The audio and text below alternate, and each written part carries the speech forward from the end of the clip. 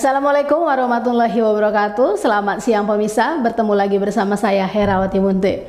Pemirsa, beberapa menit ke depan kami akan menyampaikan berita-berita terkini dari Kabupaten Kota Provinsi Sumatera Utara. Isu-isu nasional yang tren di tengah masyarakat masih dalam program 7 Inspirasi untuk Anak Negeri. Ya, Assalamualaikum warahmatullahi wabarakatuh. Pemirsa Mona Lisa, kembali lagi bersama saya Babe. Hari ini kita akan mereview bagaimana proses pengolahan kolang-kaling yang berada di Nagori Sigodang. Kita ingin tahu bagaimana proses daripada pengolahan kolang-kaling yang pemirsa mungkin sudah memakannya ya, untuk campuran es buah, untuk kolak, untuk manisan dan segala macamnya. Kita ingin mengetahui seperti apa proses untuk pengolahan daripada kolang-kaling ini hingga bisa dikonsumsi oleh pemirsa. Untuk itu pemirsa jangan kemana-mana, tetap ikutin kami. Ya pemirsa, inilah salah satu proses daripada pengolahan kolang-kaling, yaitu ada adik-adik ini lagi mengupas ya, mengupas, dibelah nanti isinya ini seperti ini sih, isinya ini diambil dan ini akan diproses lagi, bukan seperti ini aja pemirsa, tapi akan dipres lagi kembali sehingga lembut dan itu dapat dikonsumsi langsung oleh para pemirsa untuk buat manisan atau es campur segala macamnya. Kita lihat di sini sebelum ini dipecah atau dibelah untuk diambil isinya, kolang-kaling yang mentah ini direbus sekitar 45 menit dengan air mendidih ya, air mendidih 100 Fahrenheit, sehingga akan memudahkan para adik-adik ini untuk membelahnya sehingga bisa diambil bijinya. Dan ini pemirsa, kalau masih ada getahnya ini bisa kena ke kulit, bisa gatal ya, bisa gatal deh ya. Makanya untuk menghilangkan getahnya, masyarakat dalam mengelola kolang-kaling ini direbus sehingga getah yang ada di dalam janjang daripada kolang-kaling ini hilang, sehingga dengan mudah untuk dibelah dan diambil bijinya seperti ini. Oke pemirsa, kita lihat yuk cara membelah. Siapa yang nggak tahu pohon enau atau aren memiliki segudang manfaat bagi kehidupan manusia. Selain menghasilkan nira dan dapat diolah menjadi gula, buahnya juga dapat dikonsumsi dan diolah menjadi makanan favorit seperti manisan, campuran kolak, dan es buah. Apalagi disajikan pada saat berbuka puasa. Tak hanya terasa segar dan nikmat, ada sederet manfaat kolang-kaling yang sayang dilewatkan. Hal ini karena kolang-kaling mengandung banyak jenis nutrisi, sehingga baik dikonsumsi untuk menjaga kesehatan, mulai dari melancarkan pencernaan, mencegah dehidrasi, hingga meredakan nyeri sendi. Pemirsa tentu sudah tidak asing lagi dengan kolang-kaling yang kerap diolah menjadi hidangan pencuci mulut dan campuran es buah. Buah yang berwarna putih bening dengan tekstur yang padat dan kenyal. Ini berasal dari buah pohon aren atau nama latinnya Aringa pinnata. Pemirsa mau tahu apa saja kandungan vitamin yang ada di kolang-kaling tersebut? Mulai dari karbohidrat, serat, fosfor, zat besi, hingga antioksidan seperti flavonoid, polifenol, dan sapinon, bahkan gelatin.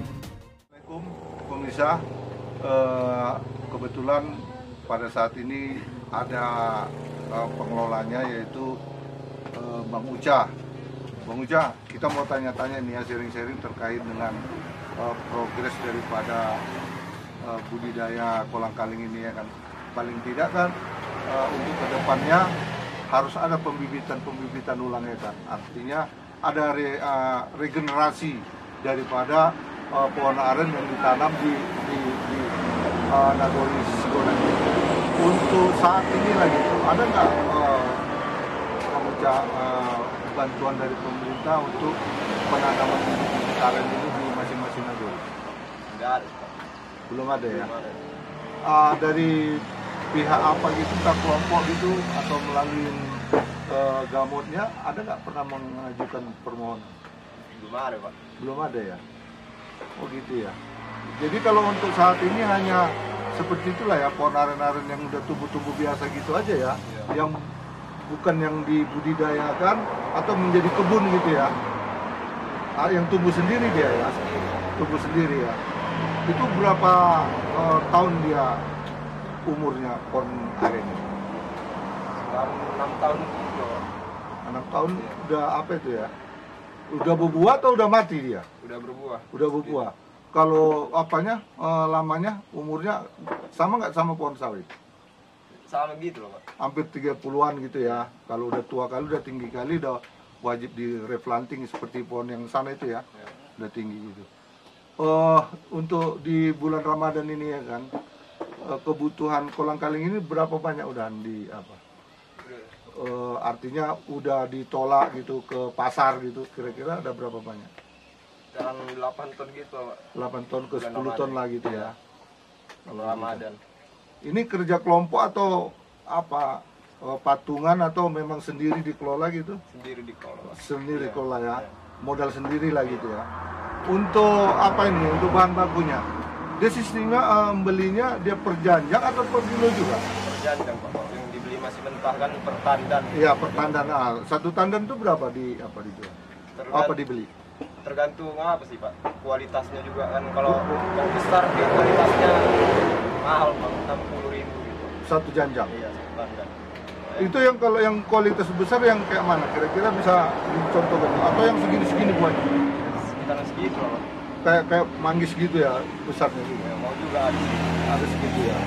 Itu satu janjang itu bisa dapat berapa kilo kalau diolah? Kan 50, 80 juga gitu, tergantung Janjangnya. kualitas dia. Janjangnya. Ada yang besar juga janjangannya, ada yang kecil juga. Enggak, maksudnya satu janjang itu kalau dikelola dapat biji kolang-kalingnya yang udah dikupas, ada berapa kilo satu janjang? Sekarang 80 gitu, 80 kilo. 80 kilo? Satu janjang itu? Iya, Pak. Hebat ya. Satu janjang yang banyak gitu, yang berbuntai-buntai itu sampai 80 kilo? Wah, luar biasa ya. Oh, jadi kalau sampai saat ini untuk regenerasi daripada artinya menanam ulang gitu belum ada ya, dibantu dari pemerintah Belum ada, Pak. bibitnya gitu. Pernah nggak kalian mengajukan gitu secara kelompok atau ajak kelompok gitu masyarakat untuk gabung? Belum ada sih. Belum ada ya. Tapi ada nggak pemikiran, oh ini kan nggak mungkin gini aja pohon ini nanti kita tebang apa lama-lama kan mati gitu. Ada nggak upaya-upaya untuk membuat seperti regenerasinya? Belum ada. Belum ada terpikir ya. Mulailah untuk ke depan udah mulai dipikirkan itu. Karena bakalan apa ini kan kolang-kaling ini menjadi komoditas unggulan nanti, hasil perkebunan kan begitu, perkebunan masyarakat. Dengan pengolahan ini kira-kira apa kendala? Kendalanya lah kira-kira untuk mungkin ya awalnya pertama modal gitu ya kan, atau mungkin yang lain-lainnya kira-kira, atau mesin untuk membuka ini agar lebih modern gitu. Nggak ada itu sih, Pak, alat aja. Alat ya, peralatan ya, mesin yang modern lah gitu untuk membuka ini ya. Karena kan masih manual dia. Masih manual ya. Bukanya masih manual, oke. Masih pakai orang kan. Iya, Mesin. main pecah gitu ya. Belum ada mesin. Oh, sampai sekarang belum ada apa? Belum ada mesin pemecahnya. Belum ada, kalau untuk bukanya belum ada. Belum ada ya? Kalau yang ngepresnya udah ada. Ngepres sudah ada ya. Yang pipi. Dia pipi dia ya. Oh, seperti itu dia ya. Artinya kan hal-hal yang seperti ini kan dibutuhkan oleh masyarakat gitu ya, terutama ke kelompok-kelompok tani gitu ya kan. Pernah nggak gitu sama-sama sebaya gitu ya kan, ngumpul yuk kita bikin kelompok tani yuk, atau kelompok apa perkebunan agar kita bisa dapat bantuan gitu. Pernah nggak ngobrol? Nggak pernah. Nggak pernah ya? Belum pernah ya? Coba lah prakasain nanti. Nah, iya, prakasain. Karena gini, kebetulan aja ini kan, makanya kita tertarik untuk yang hal-hal seperti ini, agar masyarakat itu terbuka. Bukan hanya kita berupaya untuk membangun desa kita sendiri secara pribadi, mencari uang secara pribadi, tapi ada bantuan-bantuan pemerintah yang bisa kita ambil, gitu. Contohnya apa? Yaitu tadi mesin atau apa, tapi nggak bisa pribadi. Dia harus buat kelompok, itu. Buat kelompok, iya. Buat kelompok yang disetujui, yang diketahui oleh Pangolu Nagori atau Mojananya, diteken, barulah kelompok itu berjalan. Apa program kalian gitu. Nah, setelah itu ajukan ke Dinas Pertanian, Perkebunan. Kami butuh ini loh Pak, kami butuh bibit loh gitu. Nah, jadi ada regenerasi yang nantinya dapat menggantikan pohon-pohon aren yang udah mulai tua. Dan banyak juga kendala-kendala yang terjadi gitu juga ketika masyarakat membuat gula aren, ya faktor utamanya itu tadi. Pembibitan ulang nggak ada. Kalau kelapa sawit kan ada dibibit ulang gitu ya kan, untuk ditanam kembali sehingga budidayanya jelas gitu ya kan. Kalau aren kan nggak ada. Nah, gitu. Untuk terakhirnya, untuk closing statement, kira-kira apalah harapan kepada pemerintah dengan kalian sebagai apalah pengolah budidaya pengrajin apa nih ya, untuk apa namanya kolang-kaling ini kan UMKM juga gitu. Kira-kira seperti apa harapannya gitu? Ngasih dukungan. Artinya gitu. Pemerintah memberi dukungan gitu ya. Iya, Pak. Dukungan seperti apa kira-kira? Kayak tadi nanam bibitnya gitu. Bibit ya. Permintaan bibit ya. Tanam. Itu mulailah diprakasain. Nah, kalau mudah-mudahan ya kan ke depan ya bisa apa? Bisa dapat ya kan. Mungkin ini bisa di pantaran ini yang di pinggir sini bisa ditanami aren. Yang penting nggak mengganggu daripada pohon apa ini listrik kan gitu. Itu seperti itu dia. Jadi untuk penghasilan sekitar itu ya, sekitar untuk satu hari lah, artinya satu hari berapa bisa dapat? 200 kilo ya. Dengan menggunakan pekerja berapa orang? Ini keluarga atau apa? Orang dibayar? Dibayar juga, dikasih upah juga kan. Ada upahnya ya? Ada upahnya. Kita rancang buat sendiri gitu? Ya, itu yang alat mipinya itu yang ngerancang sendiri. Rancang sendiri. Untuk mesin pembelahnya itu? Ada nggak apa ya? Belum ada sih sekarang. Belum ada ya? Tadi manual pakai orang sendiri. Ya pemirsa, itulah tadi bincang-bincang kita dengan Bang Ucai ya. Bang Ucai terkait dengan UMKM, yaitu apa namanya, untuk budidaya kolang-kaling ini ya, kolang-kaling yang dari pohon aren. Karena pemirsa, jujur aja saat ini regenerasi daripada pohon aren khususnya di Kabupaten Simalungun ini sangat minim.